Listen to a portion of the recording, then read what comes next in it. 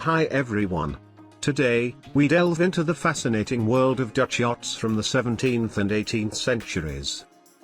Let's start with one of the most iconic types of vessels from that era, the Dutch State Yacht. These luxurious ships were specifically designed for transporting high-ranking officials, government leaders, diplomats, and even members of the royal family. Renowned for their exquisite design and craftsmanship, these yachts were a symbol of wealth, power, and the technological prowess of the Dutch Republic. In the 17th century, the Netherlands emerged as a global maritime superpower, dominating trade, shipbuilding, and navigation.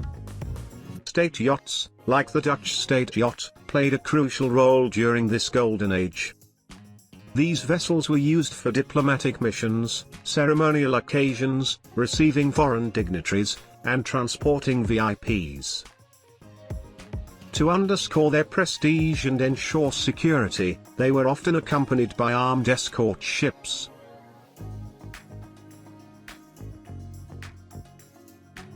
What set these yachts apart was their elaborate decoration.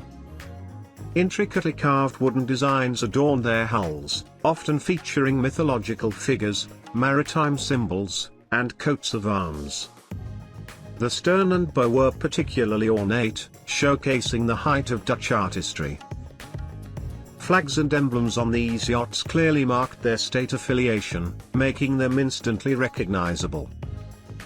Despite their luxurious appearance, Dutch state yachts were surprisingly compact, allowing for excellent maneuverability in coastal waters and narrow canals.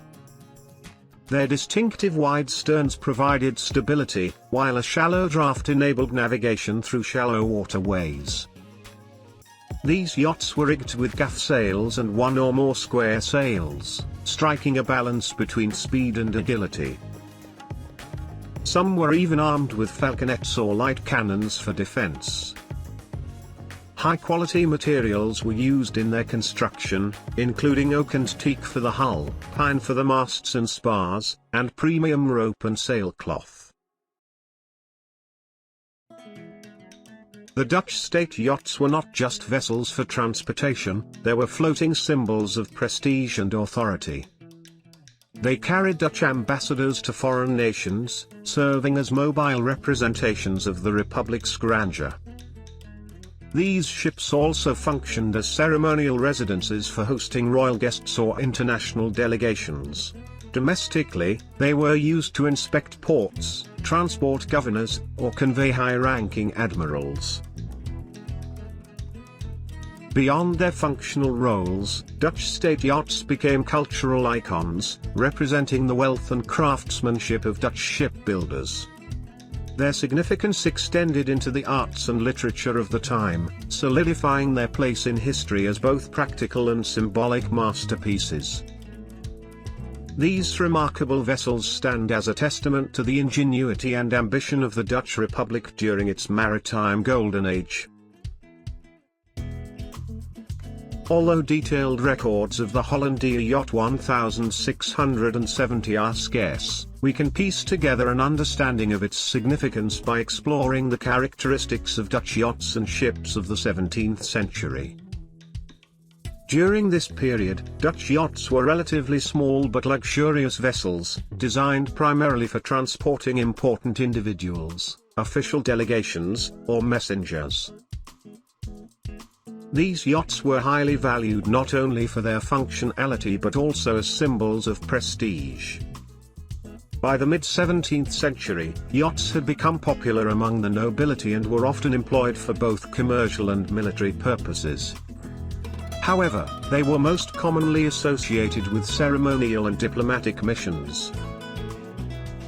It's possible that the Hollandia yacht was part of the Dutch East India Company fleet or played a role in diplomatic ventures.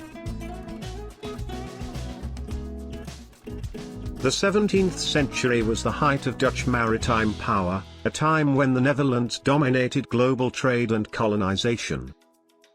Ships were likely involved in expeditions or the transport of valuable cargo between Europe, Asia, and the Americas, contributing to the Republic's vast economic and political influence. Here are some typical characteristics of yachts from this era, which may apply to the Hollandia yacht. Displacement: approximately 150 to 200 tons for medium-sized yachts. Armament: equipped with 6 to 20 cannons, depending on the ship's intended use. Crew: typically staffed by 20 to 50 sailors.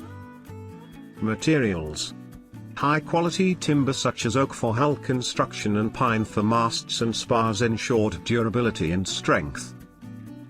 Many ships of this era bore names that reflected the importance of their missions or symbolized the nation's aspirations for maritime dominance. The Hollandia yacht represents a time when the Dutch Republic was at the forefront of naval innovation, trade, and exploration. Vessels like this were not only practical tools for commerce and diplomacy but also cultural icons, showcasing the craftsmanship and ambition of Dutch shipbuilders.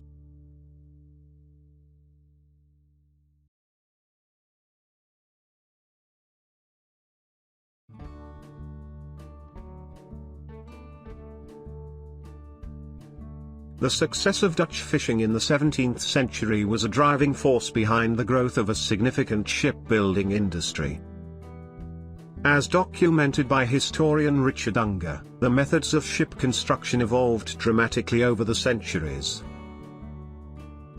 In the 1400s, ships were built individually by independent shipwrights and their apprentices. However, by the 1600s, shipbuilding had transitioned into a more centralized and industrialized system. Large-scale operations replaced small workshops, and the industry shifted from medieval craftsmanship to something resembling a modern factory organization. Shipyard workers were paid daily wages, set according to rates negotiated by local guilds, and adhered to fixed working hours. The shipbuilding sector produced between 300 and 400 vessels annually, with each ship taking 6 months or more to complete. Dutch shipbuilders were regarded as the best in Europe, and a substantial portion of their income came from constructing ships for foreign merchants. The capitalists who owned these Dutch shipyards were among the wealthiest businessmen in a nation already renowned for its prosperity. In 1662, Peter de la Court, a wealthy businessman and ardent supporter of the Republic, wrote a widely read and translated book titled The True Interest of Holland to explain the economic success of the Dutch Republic. He highlighted the critical role of fishing, claiming that it brought in 10 times more profit annually than the Dutch East India Company's state monopoly. Fishing was not only economically vital on its own but also served as a catalyst for related industries. De la Court emphasized that more than half of our trade would collapse if the fish trade were destroyed. Fishing created demand for shipbuilding, rope making, sail production, and countless other trades, forming the backbone of the Dutch Republic's economic engine. The fishing industry's influence on the Dutch economy extended beyond its immediate financial gains. It contributed to technological advancements, job creation, and the establishment of the Netherlands as a global maritime power during its golden age.